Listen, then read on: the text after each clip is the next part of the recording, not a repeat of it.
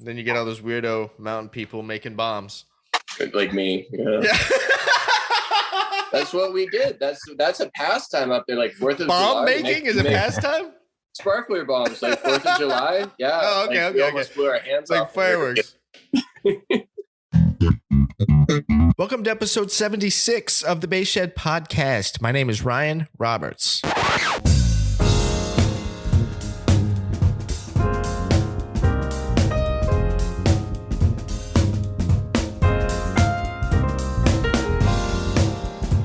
I got news for you. Yes, I do have news for you folks. I'm excited to announce that from nerding out on podcast analytics, the Base Shed Podcast is in the top 25% of podcasts. And I want to thank you. None of that is at all possible without you folks listening to it and engaging regularly. And I can't say enough how grateful I am that anybody takes time out of their day to listen to me rant and get sidetracked, because that's really all I feel like I'm doing on this thing. But yes, I'm honored that the show has grown the way it has, and I want to thank each and every one of you for listening to the show and continuing to listen to the show. So a big heartfelt thank you to you all. LemurMusic.com. Everything you need for the double bass can be found at LemurMusic.com. If you've checked out the recent episodes, the Live from Lemur series, those are a lot of fun. I always enjoy being down there at Lemur and connecting with the folks down there, playing through the basses in their showroom. I think the last time I was down there, I was playing Ron Carter's road bass that they have and converted into a flyaway for him. I remember playing that bass and just being like, yeah, this seems like Ron Carter's bass. Like I've never played another one of Ron Carter's basses, but yeah, this makes sense that this is Ron Carter's bass. I always love being down there. Stop by LemurMusic.com. Everything you need for the double bass. Use the promo code TheBassShed, all one word, for 10% off. Without a doubt, my favorite cables on the market are Tsunami cables. They come with a lifetime guarantee. That's right, buy the cable one time. Something goes wrong with it, talk to the folks over at Tsunami. They'll switch it out. Buy the cable once. Buy a Tsunami cable. Use the promo code TheBassShed, all one word, for 10% off. If you're like me and you bring upright and electric to the same gig, you're doing some doubling, check out the Trickfish Trilobite AB box and preamp. I love it. I use it all the time. Fantastic preamp. I also use their single channel preamp, the Minnow. I use that more for the home recording stuff that I do.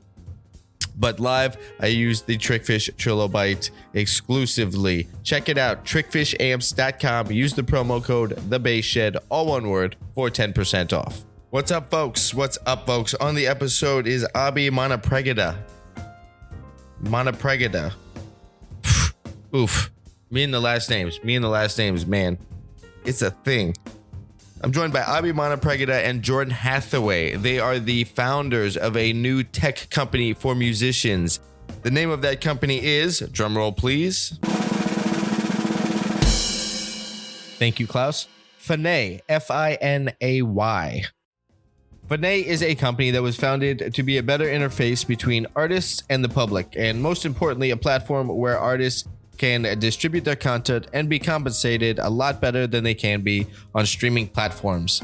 Finay incorporates blockchain technology and NFTs, and I gotta be honest with you folks, I knew very little about either of those things going into this chat, and I know more from talking about it with these guys because they're actually doing it. But it's still something that's a little bit foreign to me, so I'm gonna have them back onto the show, and I'm gonna be stopping by their booth at NAMM. I'm going to continue to learn more about this company and talking to them, just not on the mic. I've known Abhi for a few years, and he hit me up, I don't know, a couple weeks ago. He was telling me about this company. I met with him and another one of his business partners in Hollywood. We grabbed a slice of pizza. They were telling me about what they're up to.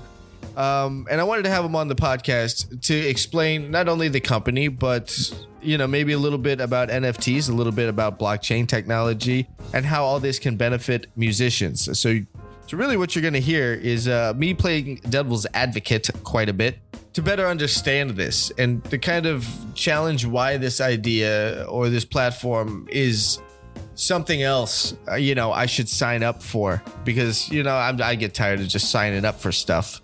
I really like it. I really like what the company is doing. You can visit their website, Finay.com. I will have a link to that website at thebasshed.com/podcast/Finay.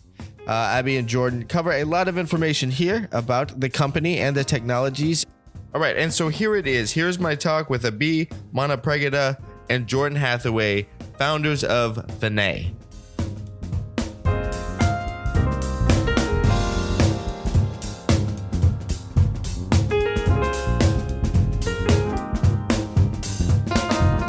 I'm Abhi Manapragada, founder and CEO. And I'm a musician myself, play the guitar. Abhi, slow down the last name. I'm notorious on this podcast for messing up people's names. So Abhi Manapragada. Pregna. It's just how it sounds. It's fine. It's just that. Like, I'm looking at your name right here in the Zoom box, and I'm still like, what? Try this. Manapragada. But don't pronounce it like that. But when you're spelling it, that's how I can spell it in my head. It's all A's. Everything's A's. It's like 5 or 6 A's. Yeah, there's a lot. And then you got him in the first name too. How many A's are in the middle name? Do you have a middle name? I do not have a middle name. Okay. Well, you dodged that bullet. Oh man, I didn't know that. Huh. I do not have a middle name. And then Jordan Hathaway, what is your role within the company? So I do a lot of the writing, editing, copy, like pretty much, any grammar and stuff that's down to me and stuff, the last pass on that sort of thing. Okay. I go out with everybody else and we, go and talk to artists at their shows. We show up and, buy tickets and stuff, support them, see them perform, talk to them about our company and what opportunities we can provide them. And obviously that's the most exciting part of the job. That's like, that feels like I was just born to do that. Okay. I love being live music and stuff and talking to people at their shows. I'll wait next to your tour bus. I'm that guy. I know I'm annoying, but it's like I'm gonna try and meet you. Nice. You got some pretty guitars back there. Yeah, thanks. Some of them were gifts from Abhi and my friends. Like that second one over there is actually a 3-string bass because I haven't put the extra string on it. It's just for decoration. Hold on. I don't see the bass. What 3 strings do you have on the bass? Oh, yeah, that's this one. That's this silly guy. So I'm only 3/4 prepared for this podcast. That looks like a short scale though. That looks like the scale length of a normal dreadnought guitar. So I believe that is actually something somebody just like put a new nut and bridge on. Like I believe it used to be. That was the story I got with it. Yeah, that's what Zach told me it'd be. Okay. He gave me that. How does that deal with like the tension of the bass strings? So interesting thing, it doesn't. That guitar is actually coming apart. Well, then leave the string off. Whatever. Yeah. So I'm actually going to take it and have somebody fix it up. I might take it to my dad. He does not play guitar, but he can fix them like from, something where the binding is coming off. I mean, crazy. If you want to look at what the bass string tension will do to an acoustic guitar, you can see this is coming actually apart back there. And the bridge has got a whole bunch of messed up stuff here. But I've seen my dad fix stuff worse than this. So Nice. You just got the hands for it. Some people do. Yeah. My dad does that too. My dad just did new inlays and stuff on a headstock of a guitar that he got. And he's like woodworker guy. Oh wow. Yeah, he's all into it. I think he refretted the guitar. He's good with all that stuff. So you're right. Some people, maybe it's a dad thing. Maybe it is. I think it's a dad thing. I tried to build my own. Abhi and I actually tried to build our own guitars. We succeeded. I mean, about a year ago, Abhi? Now, something like that. About a year now. Yeah. Nice. You might have his there with him. It's pretty gorgeous. It actually matches his background, which is awesome. Black and red and gold. Yeah. It's I mean, Ryan, you've seen this. Oh yeah, I've seen that one. Yeah. Yeah, that one's gnarly. It actually has a sister guitar that I'm trying to sell. This one right here, they're not built at the same time with a lot of the same components, but this nice cream colored one with the backwards headstock. Yeah, I like the reverse headstock. And then this is actually all carved wood, like CNC lasered and stuff. So it's got texture and stuff. It's pretty crazy looking if you get up close to it. Yeah. If I leave all this in the episode, that I'm looking at a Strat style electric guitar with a reverse headstock and a really, really intricate pickguard. Oh, hey. Yeah. Hit me up afterwards. I'm trying to get rid of that one.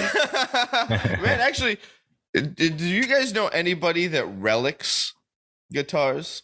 Like, there's a company that painted one of my basses, and I love their work. They're MJT guitars. I forget what they're at. I think they're in Texas. I can't remember where they're at. Somewhere on the East Coast, maybe. They did a fantastic job, and I love their relic work. And I'm thinking about sending another one of my basses to get it relicked. But I don't want to like. I'm looking for somebody in LA. If you guys know of anybody that relics, some friends have hit me up like, yo, you got to check this guy out. And they'll send me like the Instagram of the guy. And he does great work. But booking is. So do you know Amp Shop Bass Exchange up in North Hollywood? I know those guys. I was supposed to teach there for a while. Oh, okay. Yeah. I go there a lot. I actually live right down the street, like walking distance from me. You're in NoHo. Awesome. Yeah, I am. Okay. But she's always, I don't know if she does relicking and stuff. I know they have relic guitars in there with like their, because I own one of her guitars, Tina's, that she built, the tech that works there, and she is just like the best tech I've ever worked with. What are those? Yeah, I've played those basses. I played one of their jazz basses. What are they called? Woodcraft or something? What's the name of those basses?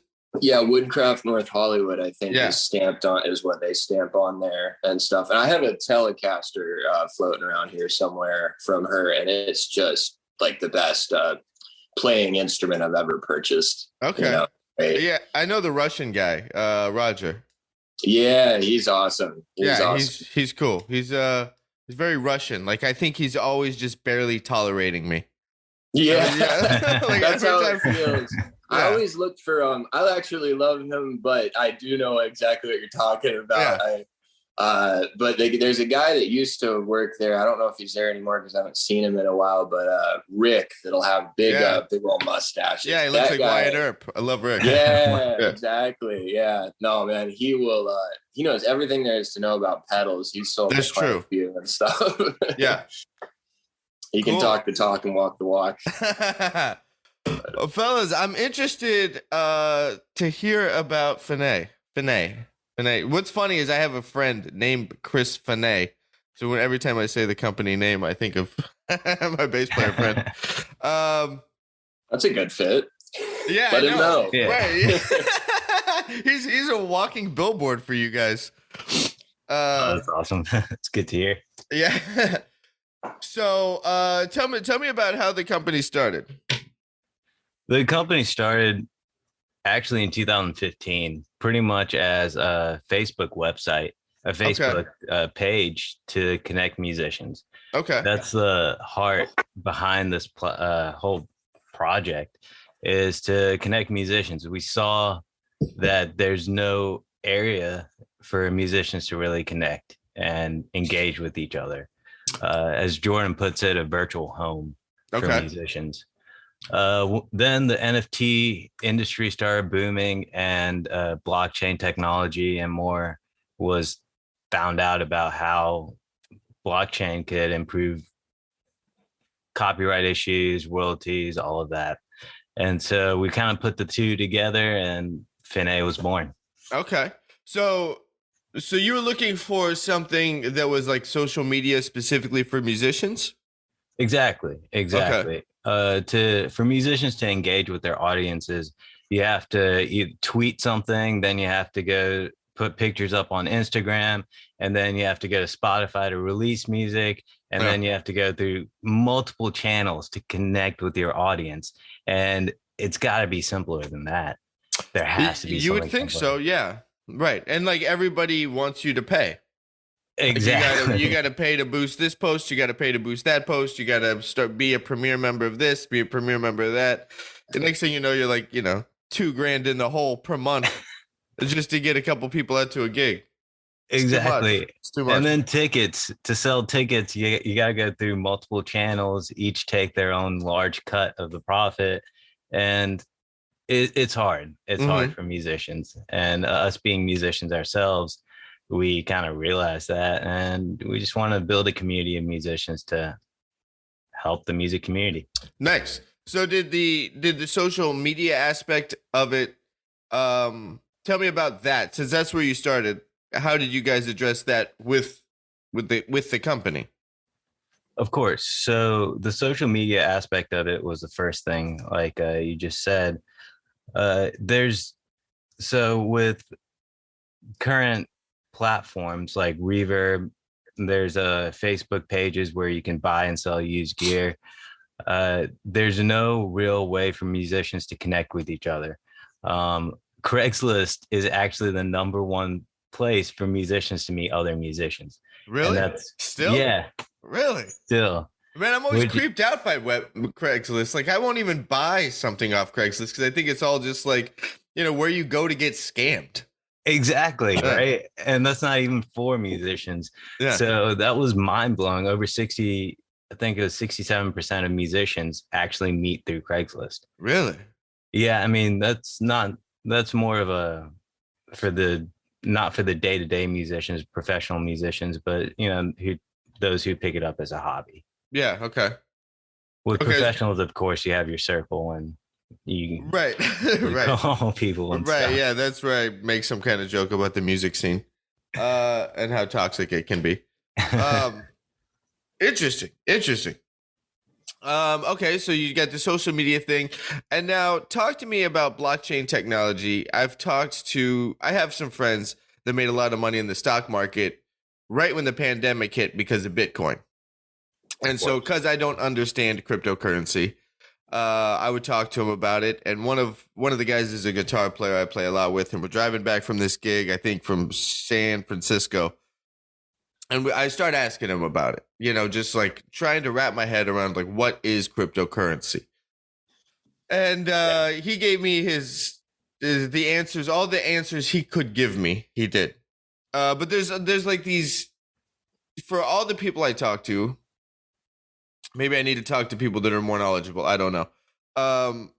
There seems to be these gray areas. And if I keep asking questions about it, it always kind of comes back to, yeah, I don't know. And there's like these dead spots and gray areas in what crypto is. And I know blockchain is part of that. So talk to me. We're not going to get necessarily into crypto, but talk to me about blockchain, because that's part of the NFT thing that you're doing. Of course. So it is vast. The technology can be overwhelming, but just like people don't need to know how the remote works or certain technologies, we need to understand what good it can do. But before I get into what good it can do, I just want to definitely explain more about blockchain.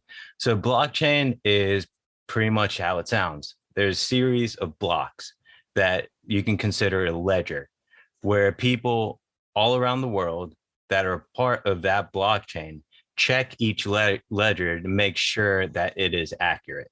So this is the decentralization of blockchain. Rather than one big company controlling all of the ledgers and verifying that it's correct and taking large profits from it, it's more of a communal thing, where each person of the platform checks that each block of the blockchain is correct before that block is verified. Okay. And so this ledger can include any information, pretty much. So it can include information about songs. It can include information about houses. It can include pretty much any sort of digital contracts, or and that those digital contracts can be used to obviously sell physical objects as well. So rather than one big company verifying these ledgers or verifying information, it's a group of people all around the world verifying this information. And that's the DeFi, that's the decentralization that comes in. Okay. And so whenever people verify these blocks, they get paid in cryptocurrency. Okay. And that's what the mining is. Mining pretty much means verifying blocks. Interesting. Okay, so now if we put all that information into like a specific scenario that we can, like some kind of, I don't know, I wouldn't say role playing, but we plug in some information there to better understand this. What would that be? If we use, let's use something like, okay, I'm an artist. I just wrote a song. And now talk to me about how blockchain technology impacts this song I just wrote in regards to NFT. So once a block is put on the blockchain, so let's say you put your artist name, how much royalties you want, the song itself, any information you want, and you create this smart contract. This smart contract is just like any other contract where you can put terms and conditions in. That smart contract goes onto the blockchain. Okay. That blockchain, that block on the blockchain is verified by everybody, and everybody says it's good. Okay, so this is kind of like the block that I put on the blockchain then with all this information. I have a song. It's definitely written by me. And, moving forward, let's say I want 10% of, a back end money anytime it's whatever placed or something. So then the community would verify all my information, almost kind of like the block is a profile. They would verify everything. Yeah, in a way you can think of it like as a profile. They would verify everything on that block, and make sure that block isn't replicated or hasn't been duplicated from previous stuff that has been put on the blockchain, or been previously put on the blockchain, or has ever been put on the blockchain. Okay. And this is what the cool thing about copyright is, because people are verifying that information to make sure that it's never been duplicated. Okay. Now that's an interesting topic, because there's a sound guy at this gig I do on Tuesdays. There's actually going to court right now and taking one of the guys from One Direction to court because One Direction stole some of his material. That sounds far-fetched.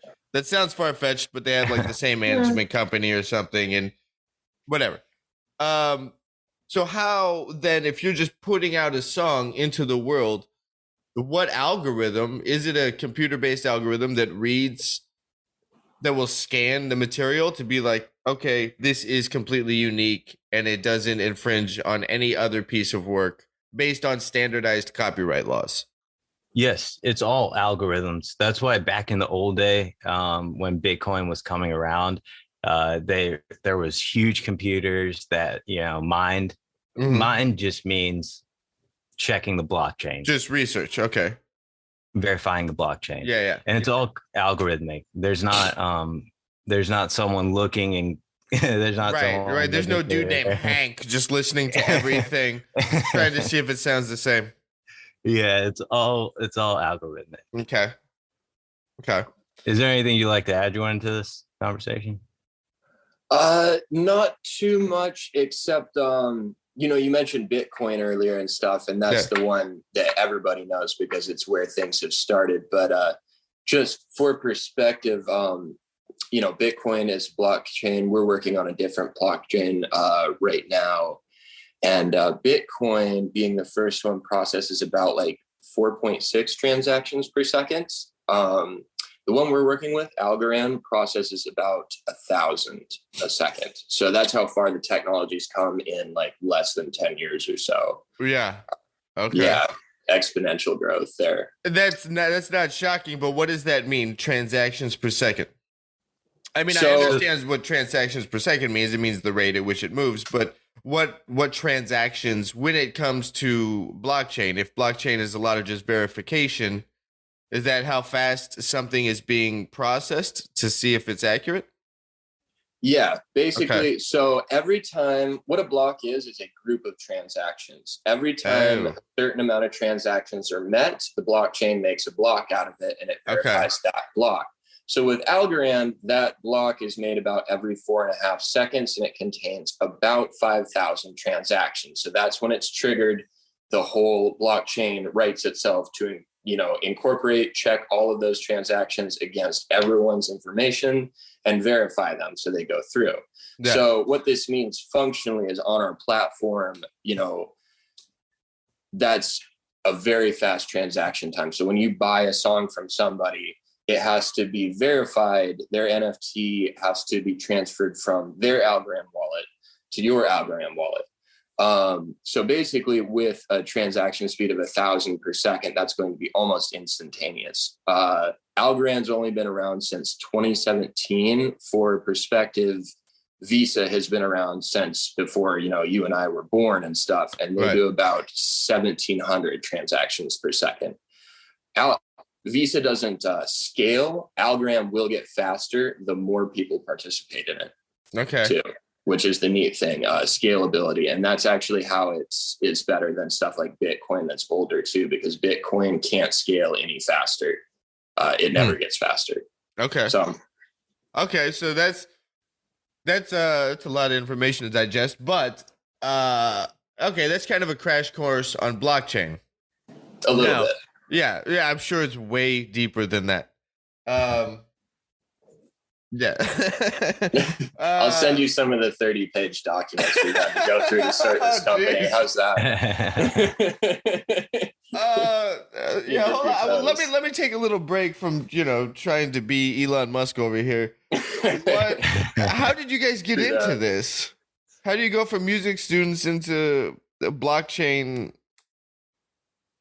crypto stuff? I think it's necessary to understand the technological advancements, and I don't know if you want to call it a trend. I think cryptocurrency is definitely going to be around. It's a little bit different than Laserdisc. You guys might be too young for Laserdisc. You guys remember Laserdisc in the early 90s? Like these big CDs that looked like LPs, but they were CDs. They were supposed to be like, it's kind of the precursor to DVDs. See, I saw 8 tracks, but I think I was just in too rural of a spot. I think I missed that technology, just jumped over it. Yeah, laser discs were definitely like an early 90s fad. My point being is I don't think crypto is going to be a fad. Like, this thing's around. I don't think it's necessarily settled in to what it's finally going to be yet. I think it's still trying to figure itself out. But the technology with the blockchain stuff, I think it's necessary to be involved with. So how did you guys get involved with this? Well, I pretty much just followed Abhi. This has been all his idea, and the whole thing just fascinates me. So I jumped in on him so he can answer this better than I can. Okay. Well, it's the Web3 movement is really beautiful. It's something I truly and wholeheartedly believe in. And I think everybody in this company believes in it. So pretty much Web 2 is centralized. That's where for anything we want to look up, we go to Google. Yeah. For anything we want to watch, we go to YouTube.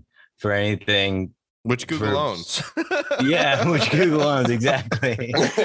And then for anything, social media related, we go to Facebook. And if we want to see pictures, we go to Instagram, which Facebook owns. Sure. And then there's like Twitter. So there's only a handful of companies that control the internet. Mm-hmm. And that's because they have servers and they have the money to actually move this internet along. Mm-hmm. What Web3 envisions is a decentralized internet. To where there's no one power in charge. And that's where this whole crypto boom, NFTs, and all of this came about. It's Yeah, the vision. Oh, go ahead. Go ahead. I have It's the something to say about vision that. of a decentralized internet where no one's in control. That's kind of utopian, isn't it? Like that sounds good and looks good on paper, but remember when COVID happened and like YouTube was taking down videos that might propose, conspiracy theories about COVID, and so like YouTube was taking these things down, and you couldn't see these certain videos that people claimed to have all this evidence that it was the virus was manufactured and stuff like that.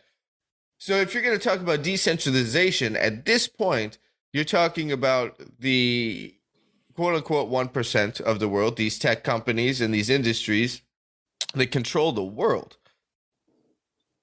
I think the decentralization, and I want to hear your thoughts, both of your thoughts on this. The decentralization is a great idea, and it can happen on the small level of, maybe how social media or it impacting musicians' lives is in terms of promotion and things like that.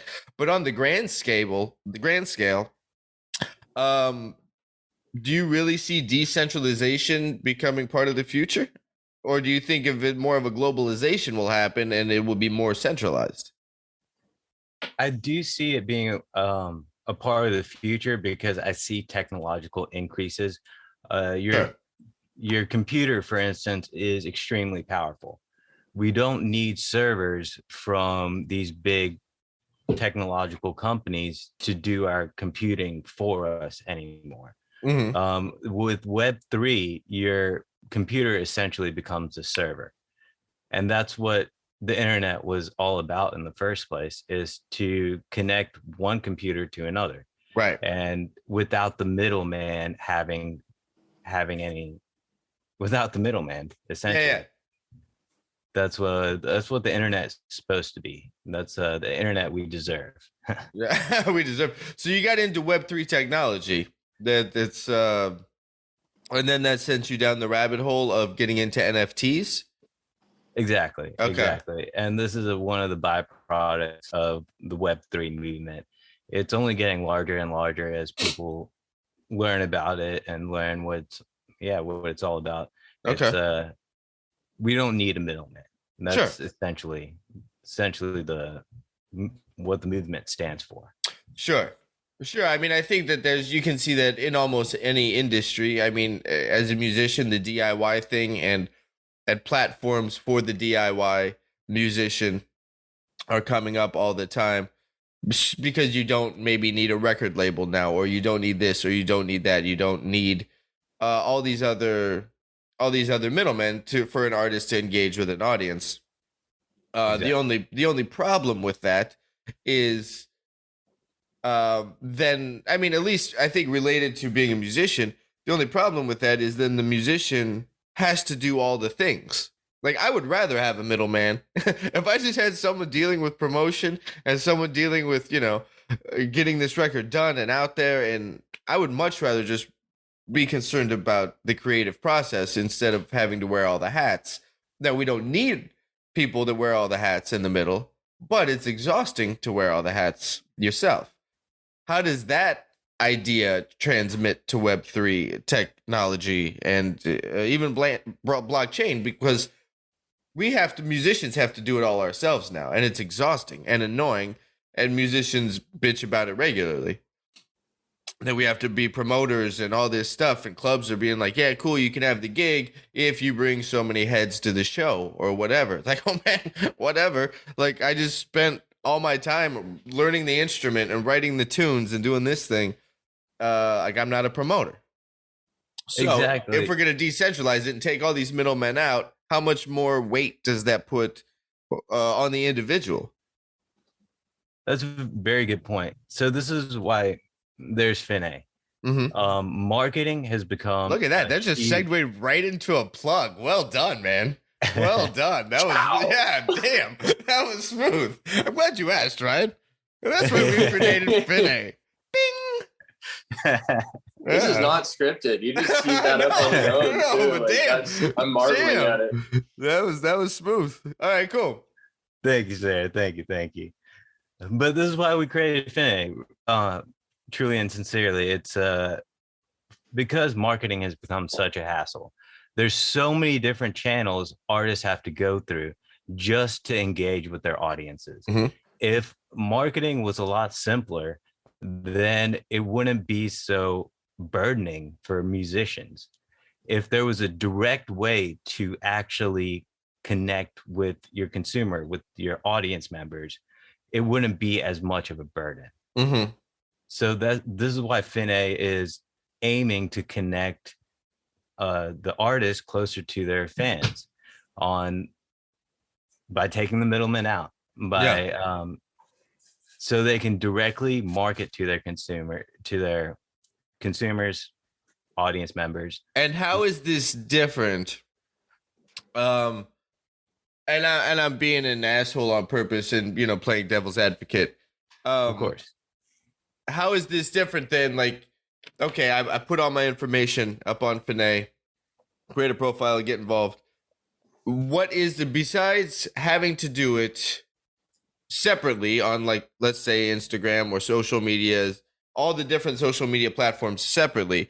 I do it once on Finay, but then how do my fans or listeners or whatever subscribers know to see me there? I think for musicians, the plus about the good side about all these social media platforms that are already in existence is because that's where everybody always is.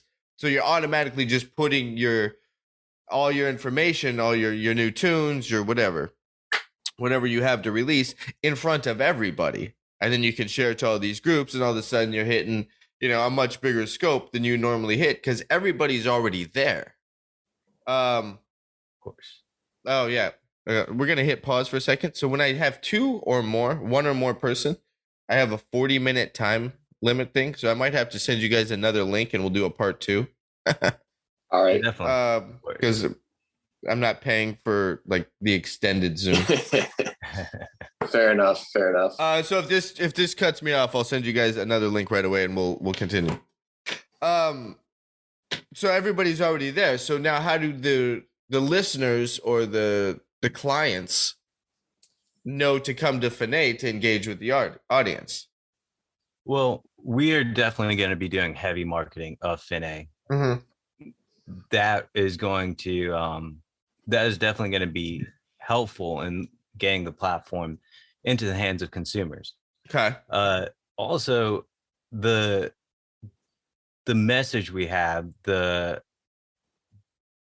benefits we offer musicians will be telling consumers and the fans that they have to go to Finay to buy my song, because I earn more profit. Sure. And once the consumer comes to Finay and checks out all these other artists, then they'll start coming to Finay for more and more of their it'll just kind of grow. I mean, people, I don't really know too much about the history of Spotify, but I mean, it seems, actually, now that I think about it, Spotify has similar components where you can check out what your friends are listening to, build playlists, share them with your friends. Are all these attributes going to be part of Finay, where you can here's what I just checked out. I'm going to send you a playlist and you can share tunes with, your community that you've connected with. That's all built in. Most certainly. Okay. Except we're going to pay artists a lot more. Nice. Okay. What's the ease of use? Because I think most people that let's say use Spotify probably aren't musicians or artists. They just go there because it's free. So what's in it for the non-artist? What's so attractive to them? Yeah, I'm glad you asked. For consumers, it is beneficial because they can start monetizing on the stuff that they bought.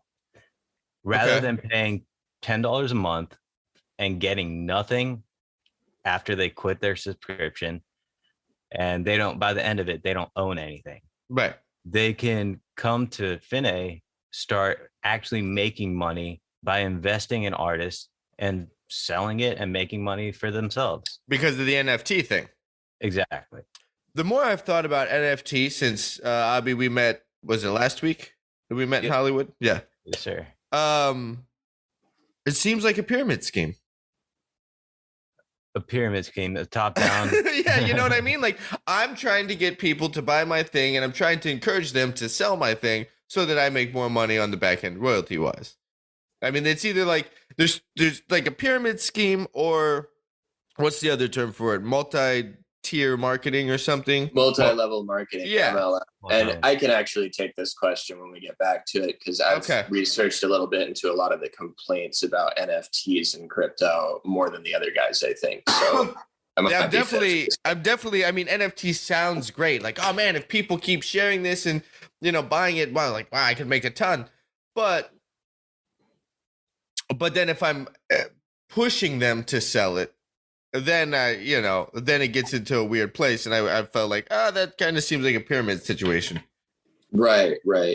How is NFT not a pyramid scheme? So I actually am not going to straight up say no, NFTs aren't a pyramid scheme, because I love it. I think there's a grain of truth to that. And I think with any new system, especially on the internet, you immediately are going to get a ton of scams just filling up the space. How many scam emails do you have even now? Yeah, I was talking about that the other day, actually. I was on a gig and I was just like, we had downtime, and I'm going through my email, like deleting and unsubscribing from emails. And then I was telling the band guys, I'm like, man, every time I unsubscribe from like some dumb email list I'm a part of, it seems like I get more. So, now I don't subscribe, I just delete, because I don't want to have to do this again and do it more. So yeah, there is a bunch of all that stuff, selling email addresses, blah blah blah. If I find whoever gave my work email out to the spam people, they'll be hell to pay. I tell you what. right. Because then you always want to create a new email that's like, all right, this is just the functional email. It's not associated with all the other things. This nice one isn't going to get tarnished. And then you give it like 2 months, and all of a sudden you're getting some. But before we get too far off topic, though, I do have further. I can explain this a little better and stuff. Sure. Because when I was out here and I came out here to be a musician, there was a time when I was having to look for all sorts of jobs, and there was definitely one time where I almost fell into one of those MLM. You buy the knives from us and then you go sell them. Yeah, exactly. Good for you. Yeah. And see, the thing is, with a lot of the NFT stuff that's been going on in the last couple of years, I don't see a lot of it as worth it. I think it should have been obvious to a lot of these tech people that got into this on the ground that, a cartoon picture of a monkey might not be worth $10,000. Right. I've heard that seems like common sense to me. And I know I'm from Wyoming, and I grew up in a working class family, so it just to me it just looks frivolous and silly. Sure. And and I think that gets given it a really bad name, and that's why the market has crashed and stuff. And as opposed to that being a bad thing, I think it's a good thing, because now it opens up, everybody can see the stuff that didn't work. Because you do have valid stuff. You do have people creating really neat pieces of 3D artwork, doing collages of real world artwork, or even you buy the real world artwork, you're getting the NFT with it. There's all sorts of ways people are utilizing this in neat ways to support their art. Yeah. With music, what I think is neat about it is that music has intrinsic value. Everyone responds to some type of music. Agreed. You can almost not find somebody that just does not like music. I've never met anyone like that, and to a lot of people like you and me, it speaks very deeply, and we commit a lot of our time and money to it. So, I think with music is the perfect thing to utilize NFT technology, because it's already valuable, and we're already working in a space where scarcity is the name of the game. That's driven the music industry for years, is scarcity. Like VIP tickets, for example, stuff like that. Special pressings of vinyls, limited editions, stuff like that, Sure. That is where people make a lot of their money and stuff, big name artists and whatnot. And so we want to basically create a way for people to do that, but it costs them nothing to do. and it's much simpler. All the tools are there set up for them to create unique pieces for, their fans that are the most interested in them, that want to feel that they're participating in the artist's career by, getting something, but also spending, an amount of money that they know is going to help make the next album, get them to the next tour stop, XYZ. So it almost has like a crowdfunding element to it. Yeah, exactly. It definitely has elements of like Kickstarter and stuff in there. Sure. You want to feel like you're participating, and that's why Kickstarter, Patreon, these companies have been so successful. And Right. I think it's great to do one just for the musical community, to bring everyone together and sort of eliminate the middlemen by having all your people in one place. Mhm. And so, real world application. I have the website right here up. I'm looking at it. It's a good looking website, actually. I do want to talk about this, that the name of the company, Finay, is a play on words, and that is referencing Finay at the end of a composition, where you have the double bar line and the word Fine, pronounced Finay, to designate the end of a piece. That is the company name, with a play on words. Now, Exactly. I guess it's not a play on, it's only the one word, but a play on the spelling of it. Play on word. Yeah, There play we play on a few letters. You Yeah. got 3 out of the 5 the same. You're really just messing with 2 letters there. Okay, it's cool. So it's a good looking website. Someone goes to the website, they sign up, they register. They put, I have a song, right? We're just gonna make up a scenario. I got a song. I put it up on the website. My fans, followers, listeners, subscribers, whatever, could come check it out. They buy the song for, I don't know, $2, whatever. And I set the amount for what my fans would purchase Yes. the song. you Okay, would. so they buy the song for $2, something that's, I don't know what's Apple charging now, like $1.29. Let's use that number then. They buy the tune for $1.29. Somebody enjoys it, and then they want to sell the song to get some to make money off of it. I guess, like, the consumer can benefit financially from Exactly. this whole thing. So not only do they benefit by engaging with the music and however the music or piece of art moves them, but then at some point they can basically resell it. Exactly. So it's no different than buying a TV just for the Super Bowl, using it for the Super Bowl, and then taking it back to Best Buy to get your money back. That works. Okay. Not that I would know. So, but the consumer, I mean, in a different, not joking, the consumer then can profit. And so they get, there's an extra value or maybe incentive for the consumer to engage with this. And then if they resell it, they paid $1.29 for it. They can either sell it for $1.29, get their money back. Now, if they do sell it, so Abhi, if you buy my tune for $1.29, you listen to it for a little while, sell it then for $1.29. Do you keep anything? Were you able to download or have any copy of this music that you can keep forever? Because if I buy a record, and then if I download the record and then sell the record, I still have a copy of the record that I can engage with, and I made my money back. So I have both, right? I still have the record, and I have my money back from the record. So it's like I never bought it and got the record. With the NFT thing, is there a way to keep what you initially purchased before you resell it? No. Okay. No. It would have to be wiped. You would transfer ownership. Okay. At that point, whenever you sell, it's Think of it like a vinyl. Sorry, right. I didn't mean to interrupt. Right, Think of it like a vinyl. It's always kind of a hard copy then. I mean, it's strictly digital, but it's back to the almost like an old school. That's a great analogy, actually. The vinyl, like, you have it, you listen to it, you check it out, but you can't really duplicate it at all. It's also good because vinyl is the only physical media of music that is actually going up in sales instead of down, as opposed to like CDs and everything else. Yeah, I love vinyl, man. I'm getting really into vinyl.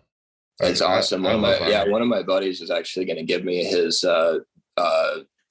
record player because I have all these vinyls that our friend Zach left me.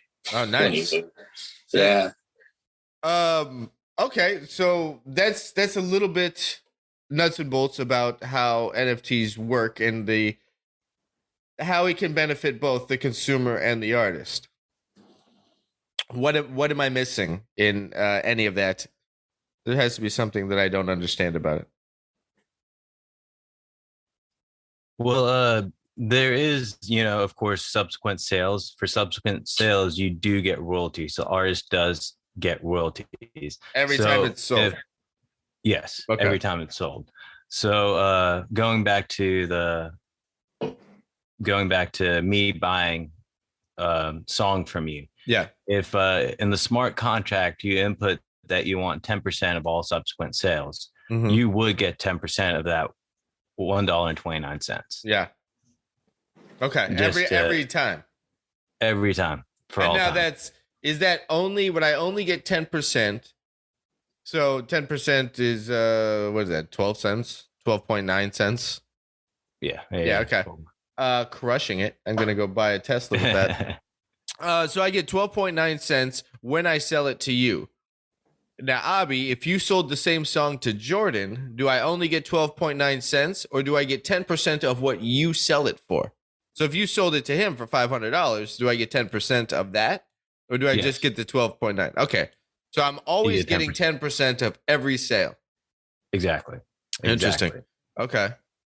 And so as an artist, it would be a good business plan to only release so many NFTs so they go up in value and you would get royalties off of that rather than just flooding the market.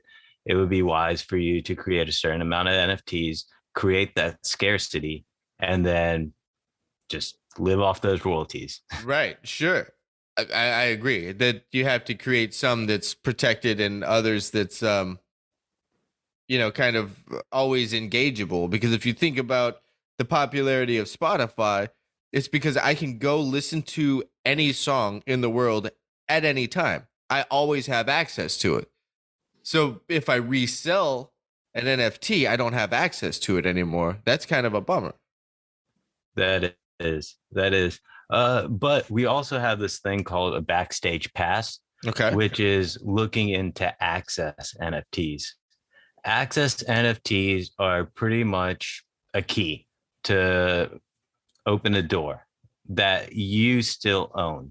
So let's say you have a collection of songs, right? And I want access to that. I would buy your backstage pass, which is sort of a key to your house. To the whole catalog. Yes, exactly. You would still own that. You would still own the house. You would still own all the NFTs that you have. I would own a copy of the key. Okay. That's it.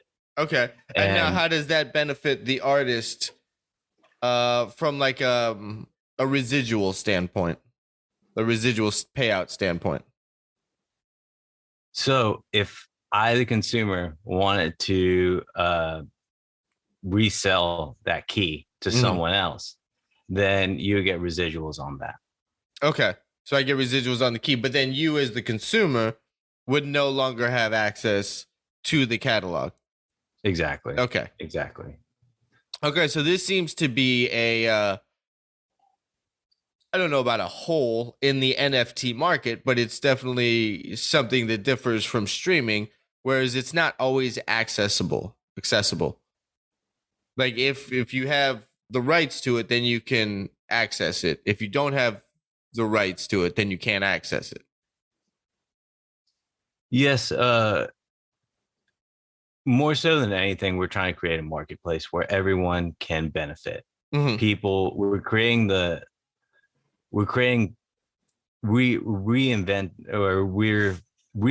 the use of collectability in music. Sure. With vinyls and CDs and all of that, that was present during that time. It's no different than that. streaming services kind of have taken over the fact that everything is available all the time. You can access it any day. Yeah, I mean, didn't that all start with the pirating sites back in the 90s with Napster and all the other ones? What else? There's a few of them going around. LimeWire, FrostWire. Exactly. Oh, look at Jordan. Oh, I get my computer aids just like everyone else. Come on. I needed to hear the Rolling Stones, and my parents didn't have those albums.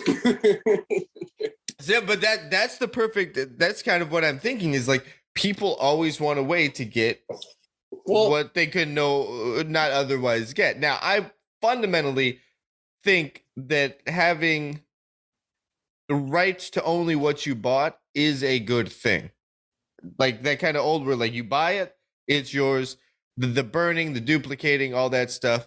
But I also think that people will always find a way to sidestep this.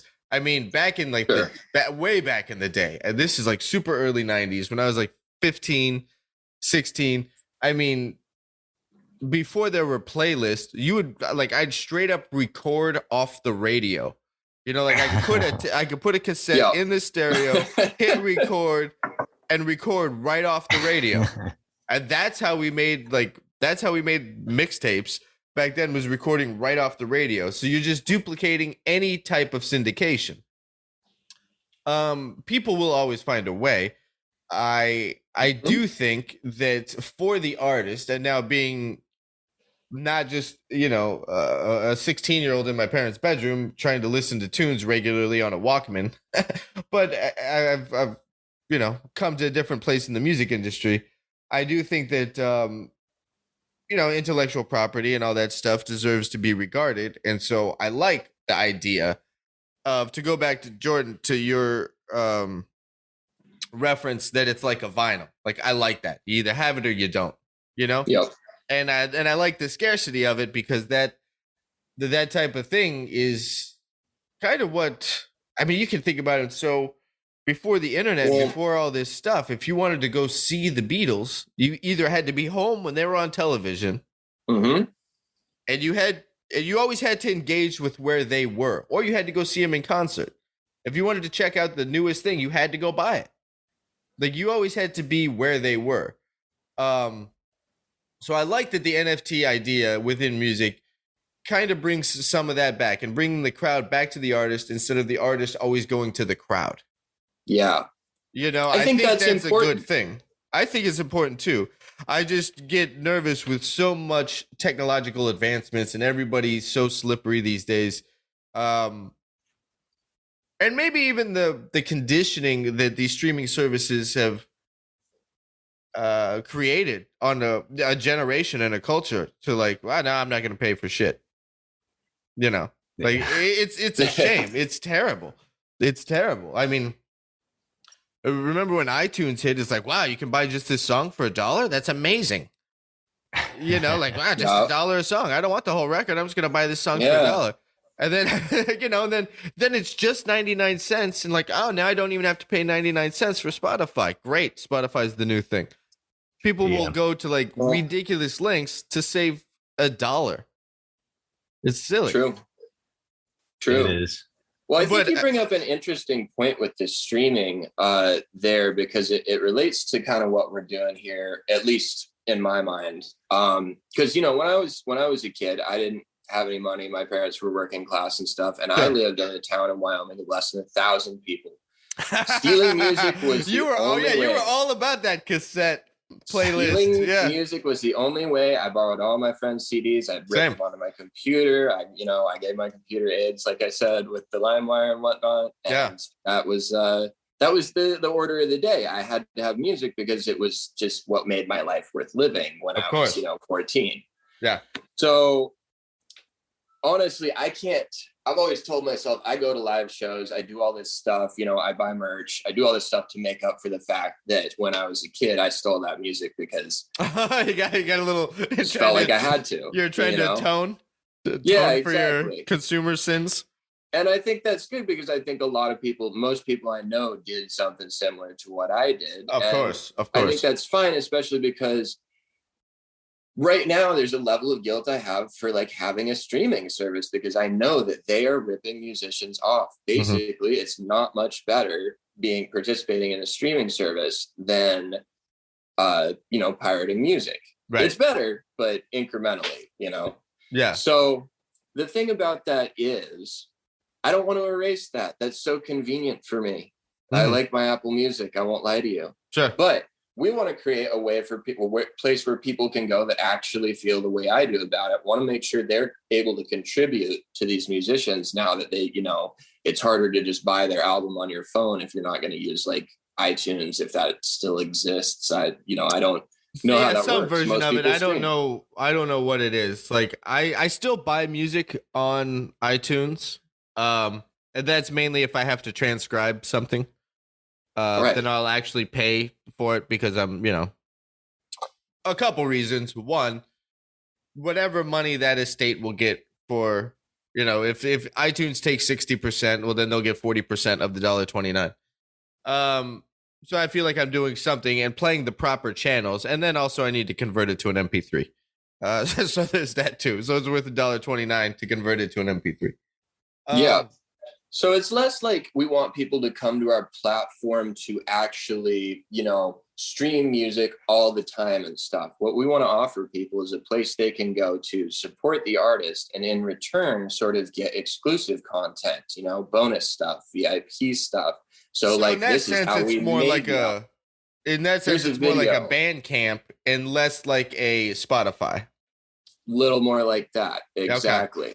We want the realist fans, if you will, Sure. the people that want to go to bat to make sure that the artists they love become successful. Right. So that's who we're trying to attract. It's not just every casual music listener, and that's okay. Yeah. No, that's great. I like that it has a specific vision associated with it instead of just trying to get anybody everywhere listening to music to come to one place. We can't take on Apple. Come on. Right, yeah. Well, I mean, I don't even know if Apple can take on Spotify at this point. I think, like, if you just look at the trajectory of the two platforms over like the last, 5 years, like it seems like Apple is always trying to play catch up, especially with Spotify doing this deal with Joe Rogan about the podcasting and trying to really spearhead being the main podcast platform. Apple just seems to be playing catch up or trying to play catch up.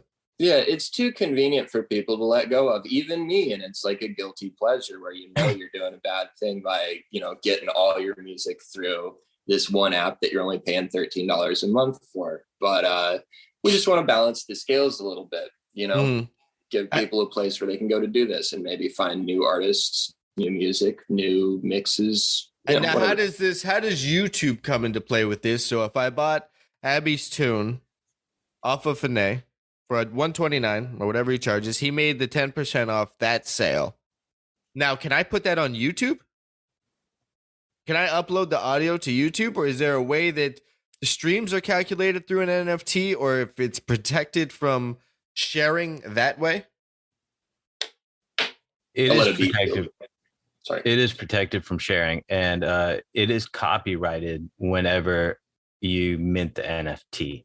Okay. So there is copyrights in place. So there's going to be a copyright claim on, like, I posted some stuff not that long ago on YouTube, and I knew what I was doing. I used one of Stevie Wonder's tracks because I uploaded the bass transcription for the song. Oh, right, fine. Copyright claim. I don't care. Like, I know. I'm not trying to dodge anything. Like, I know what I did, and I'm not trying to make money off of it. I'm just like, here's the transcription. Will there, if I uploaded your tune that I purchased, Abby, to YouTube, would there be a copyright claim, or would YouTube just shut it down? There would be a copyright claim, and depending on what YouTube does, they would have to shut it down. They would shut it down. Okay. Is there any information about how YouTube is managing NFTs? There's not quite a lot of information on that just yet, but it would be treated the same as a copyright claim. Okay. So it would be the same process. YouTube would analyze it and realize that this music is copyrighted and then take it off. Nice. You guys are going to be at NAMM, correct? I know NAMM's coming up, so I'm going to be in NAMM, and I want to talk to guests on the show about where, you know, people can stop by and see you at NAMM. Where's your booth going to be at NAMM? It's in section A, where 111-300. 111-300. So when you walk into like that main NAMM is such a mess. You walk into like that main lobby area. You walk into there, and there's all these escalators, you know, on your right and left, and all the bars, and like photo booths and stuff. So you walk into like the main room, that ground floor. You're there. You're on the ground floor. Ground floor. Yeah. Okay. You walk into the center, and then like, what booth would you be by as like a? We're right by the Pioneer booth. Okay. Right next to the Pioneer booth. Okay.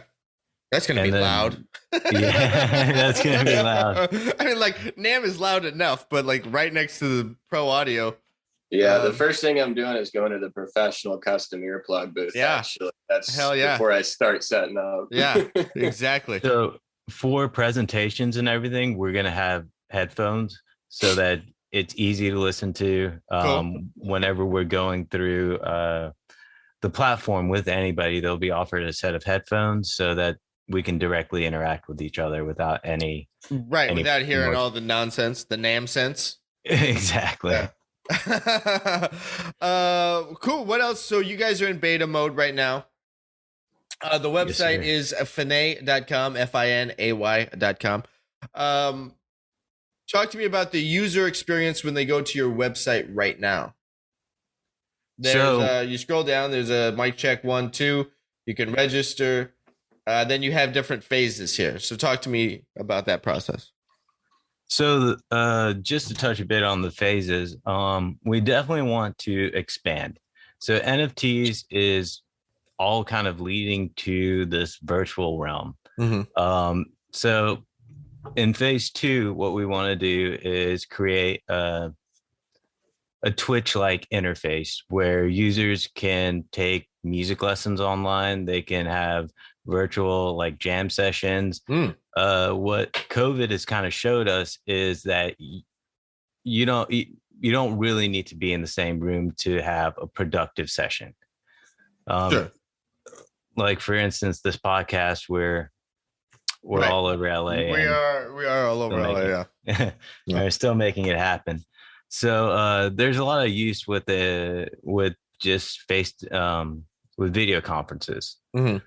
So we want to, in phase 2, we want to expand upon that, including music therapy sessions. So in like some areas of Texas, or anywhere really, there's not music therapy. So they might want to look for some music therapy in Los Angeles or New York, where it's more readily available.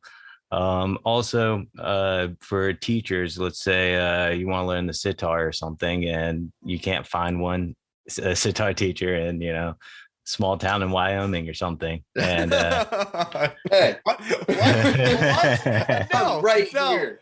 I mean, Abby, I call bullshit. I think that's where the sitar market is absolutely flooded, and they can't get students because there's not enough students, surprised. And there's too many sitar teachers. The sitar movement over there is crushing.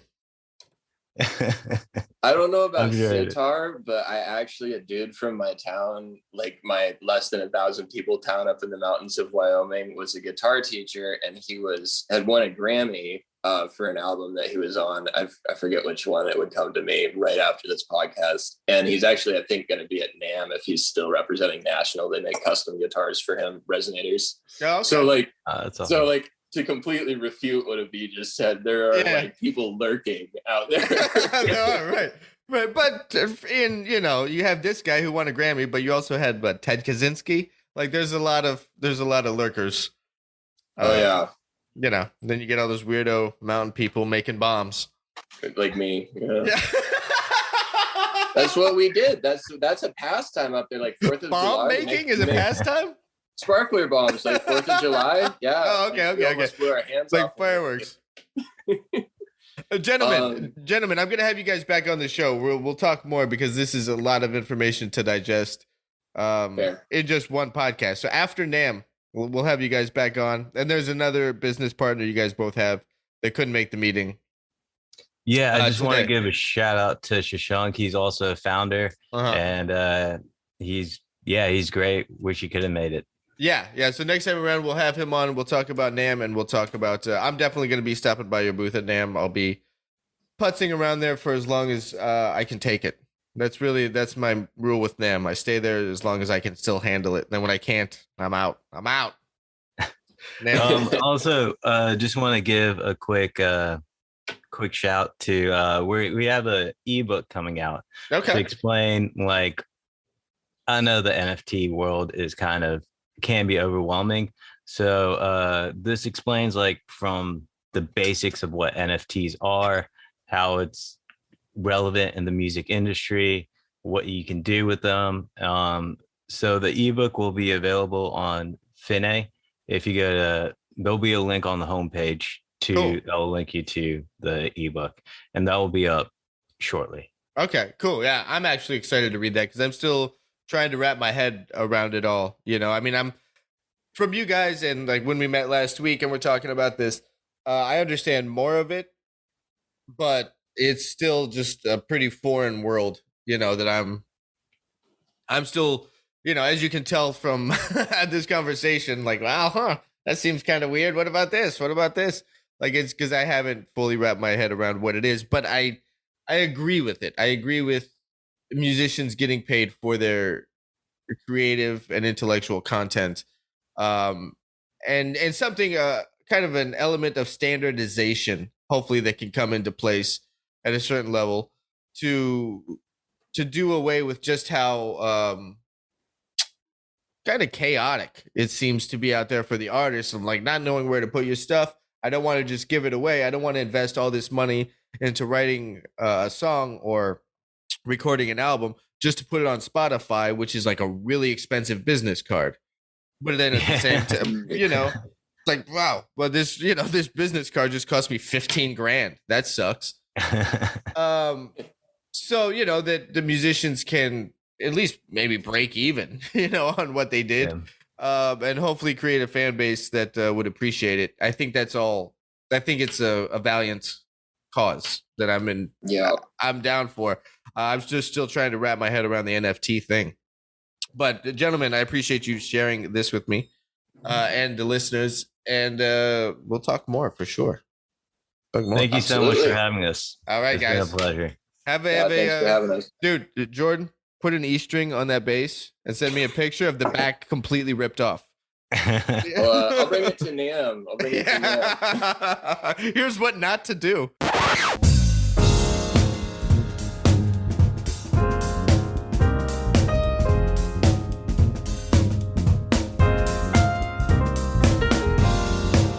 All right, that was my talk with Abhi Manapragada.